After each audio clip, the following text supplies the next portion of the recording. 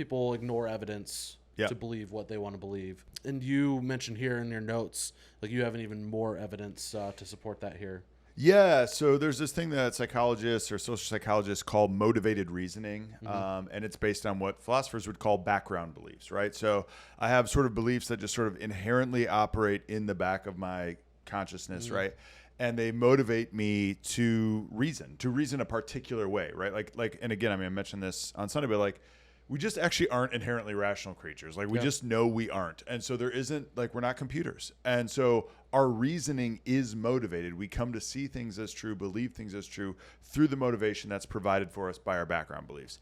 And so one of those things is like, if it's something I want to believe, all I ever ask is, can I believe it?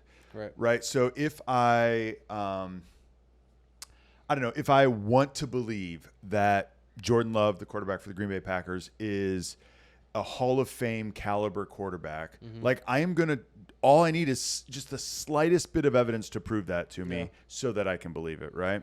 But if it's something like I really don't want to believe, then the thing I look for is, must I believe it? So it's can versus must, right? So is there enough evidence that like I can't escape this? I have to believe this thing, right? So it's like, like scandalous, Matt. I don't think the earth is flat, okay? I just don't.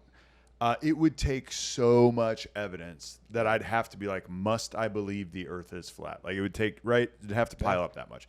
So all that to say is like what we want to be true really actually plays a pretty big role in what we end up believing, regardless. Well, not total, and again, not totally regardless of evidence. Like evidence does matter. Like if we didn't have any evidence for the resurrection, man, I'd like to think I'm honest enough that I wouldn't believe in it. And I don't think, at the very least, the billions of people around the globe that believe in it, at least enough of us would be honest enough to be like, all right, evidence doesn't back it up, right? So evidence does matter, and like we do want to believe a lot of the things we believe. Yeah. Now, is that the same thing as confirmation bias, or is it a little bit different technically? Yeah, I mean, there's a lot to that. I think, I mean, there's something to be said, right, where it's like, I'm looking for the thing that's going to affirm what I want to be true. Right. Yeah, I think that's probably right. That's probably a similar type phenomenon. They're related in a way. Yeah, I think that's right. No, I think that's super easy for people to see how that could apply to really in any section of their life. And you have people where you're like trying to convince someone of something and they're like, nope, just because of like